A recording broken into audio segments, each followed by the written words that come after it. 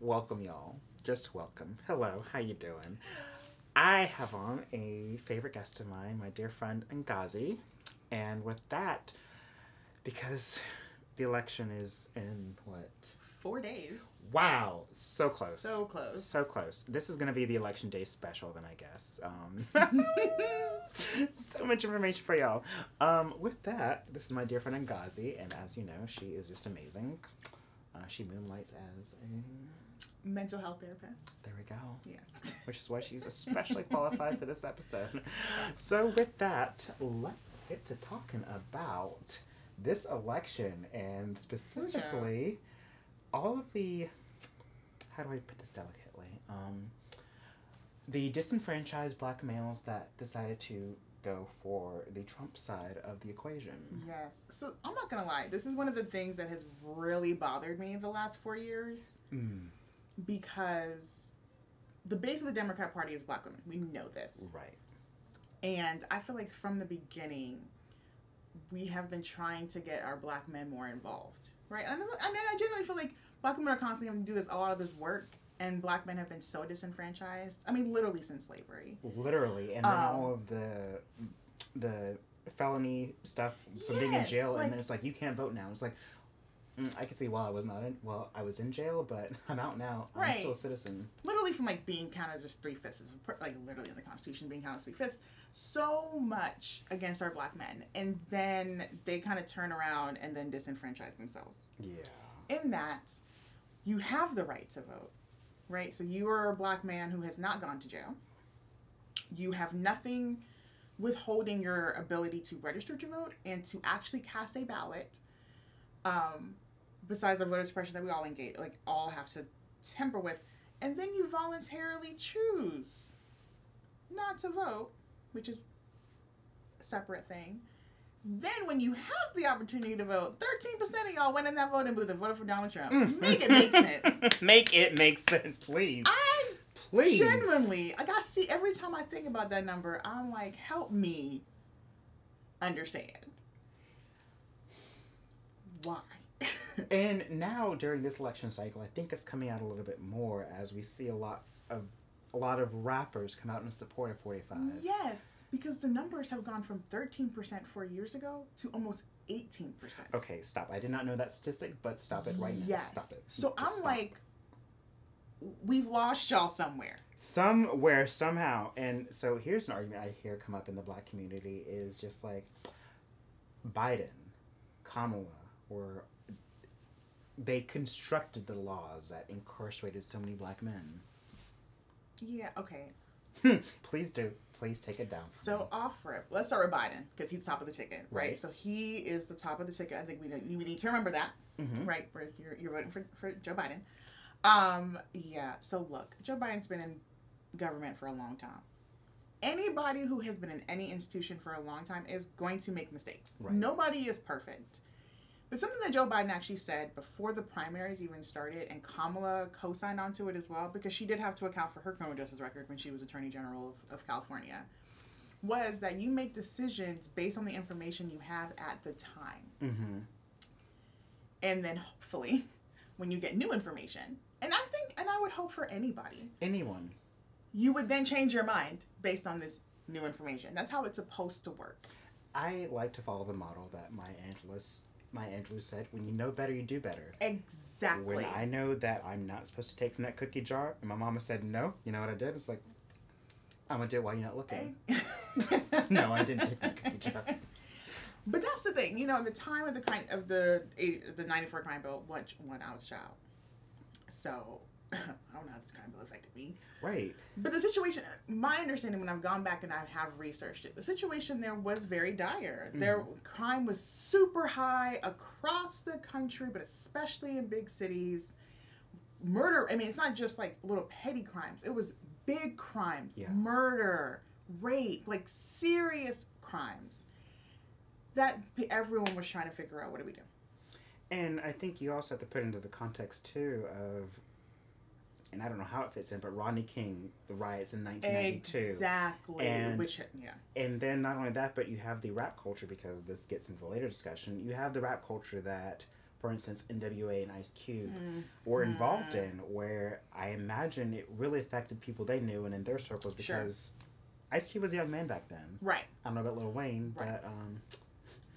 Right, and that's the thing too. Like, you know, with Ice Cube, I'm like, you know, Rodney King was that was your coming of age narrative. Like, that's how you came up under all of this. And I totally understand why, especially black men, are upset with that crime bill, because that crime bill screwed your life over. Mm-hmm. But like you said, when you know better, you do better. Right. No one's listening to Joe Biden explain what happened next. Right. And so he, at his ABC town hall, he explained how at the time they wrote the bill, they weren't thinking about the unintended consequences of how states and local governments would enact the bill. Mm-hmm. And Kamala Harris mentioned this when she was addressing her criminal justice record as the Attorney General. As the Attorney General, she didn't write the law. Her job was to enforce the law. Mm-hmm. If y'all didn't want the law enforced the way she was enforcing it, shouldn't have written that law, you know? So it's like, when we start looking, everyone always thinks about just the federal level. Politics affects you most closely at the local level. Who is your mayor? Who is your sheriff? Who is your governor? Yeah. Who's writing your legislation for your states? Not only that, but like, who are you voting to be your tax commissioner? Or, for example, here in Atlanta with Rayshard Brooks being killed, like, who is the prosecuting attorney and all that stuff? Exactly. Who are your district attorneys? Right. And typically your district attorneys are appointed by your AG, which you vote for. Right. And so, or you vote for district attorney and then like they have like assistant district attorneys. Sorry. So like, again, all of these things matter. So if you really were that concerned about the touch of the criminal justice system in your life, who did you vote for? Who did you vote for? You know, because... How did you affect change? Exactly. And we live in a country where technically, concern about it, we have the ability to address our government and we have problems with them. Like, we do that by voting. We do that by writing the people who we did vote for and telling them, hey, I don't want you to vote for that anymore, because that's their job. Like, they represent you. We live in a republic. And so if their constituents say, don't vote for that, hopefully they should listen and not vote for that. And if you are somebody who is speaking to your representative and they're ignoring you, the next time they're up for re-election, don't vote for them.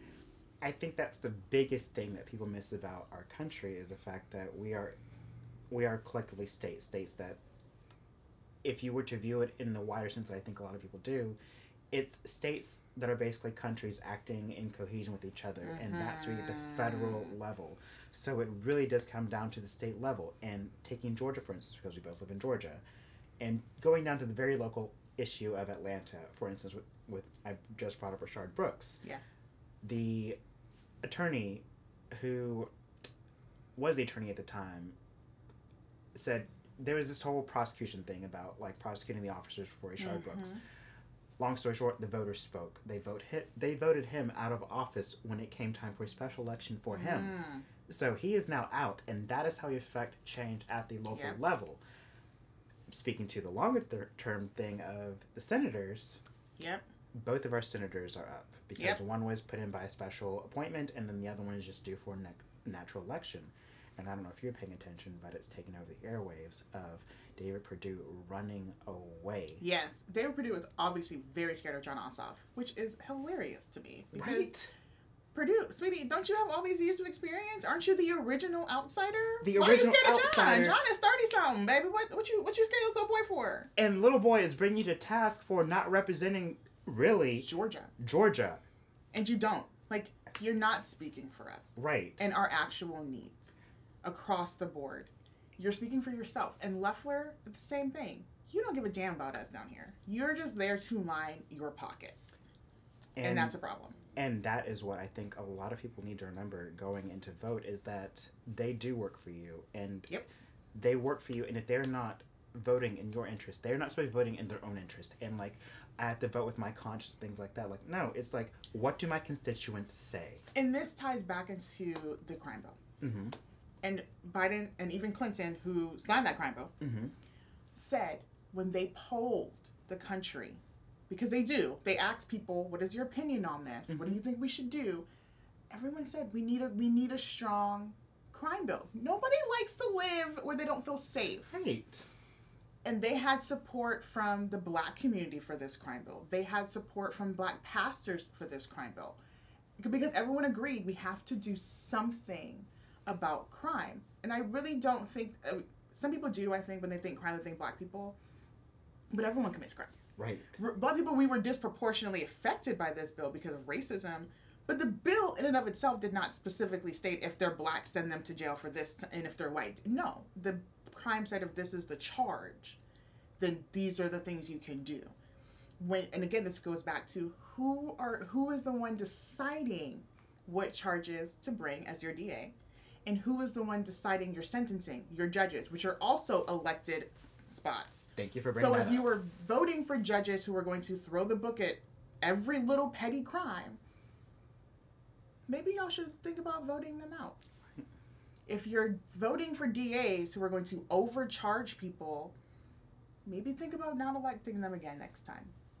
Just an idea. Because the bill in and of itself, the laws in and of themselves, are not written in a way that says disenfranchise Black people. The time when they were doing that is over. Right. We just have to understand how systemic racism impacts these things when they then go to enforce these laws. Which is why I think it's really important to hear a candidate on the ticket acknowledge that systemic racism has impacted the way we've done government for a long time. I think that's a big thing. Not only acknowledging it, but also saying, you know, my views have changed. I did wrong. I know better. I'm going to do better. Because, you know, we don't hear from a certain person. Right, they never apologize. Never, ever, nothing they do is ever wrong. It's your fault. And that's weird. So weird. Because no one is perfect. You will make mistakes. You will do the wrong thing and make the wrong call. I think it's a very strong mark of a leader to acknowledge, yeah, I effed that up. Yeah. You know. And again, but we say this in any other leadership avenue, right? When we're training leaders, when we're talking about it, we say the same thing. When the plan fails, it's on the leader. When the plan succeeds, it's on the team. And yet, we're watching where things are failing, and somebody says, I don't take responsibility. It's not my fault. So whose fault is it? Responsibility not being taken across the board. You know, and even if you kind of couch it, because, I mean, I'd hear a lot of people say, well, like, he doesn't take full responsibility for the crime bill. Well, he wasn't the only person who signed it. So he can't take full responsibility. Right. And he's not the only person who enacted the bill. Like, but he acknowledges that bill had problems. That's the most you can hope for, honestly, is to acknowledge that something that you stood for, that you put your signature on, had problems. And you recognize the impact of that. And you're not hiding from that. Like, you're not turning away from somebody telling you a choice you made had a negative impact on my life. And looking at that pain, like looking that pain in the face. Yeah. That's important, because a lot of people would try to be like, well, I didn't do it. It's not. No, you sat in the room of people telling you how that bill you signed had a negative impact on their life over 30 years ago. And I think, and a lot of this has been brought up in Joe Biden's thing, he is the empathizer, the great empathizer, where he wants to go around and what I hear from a lot of what he's doing now in terms of the 94 bill is, how can I make this right? Yeah, that's how I see it too. How can I make this right? Like, I acknowledge I did wrong in the past. How can I correct my mistake? That is accepting full responsibility for his part of the situation. Yes, exactly. Because it's the mistake of, I did something wrong, and how do I correct it? Right. That's a full-ass apology. That's full circle. Yeah. And again, I'm just like, why are we get too caught up in, I want to be hurt. Okay, that's fine, but now we're trying to fix it? So what can we do to fix it? It's saying, I hurt you, how can I help? And it's like, well, but you hurt me here. It's like, I see that I hurt you there. I see that. How can I help? Right. It's like, no, but you hurt me here. It's like, We have to move past that. I see that right there. Mm-hmm. You know, and then, you know, so, and again, I'm always trying to think, Black man, what has happened? Because, and I said this before in a previous video, Black men and Black women experience racism differently. Yes. Because that gender lay, you know. And even when the Republican and the Democrat Party, like when they switched, you know, there was hope that the black men would come back to the Republican Party because of economics. Right. Right. And I feel like every man wants to provide for their family. They do. So Republicans had the opportunity to present an economic plan that would speak to the black men. We're going to pause right there.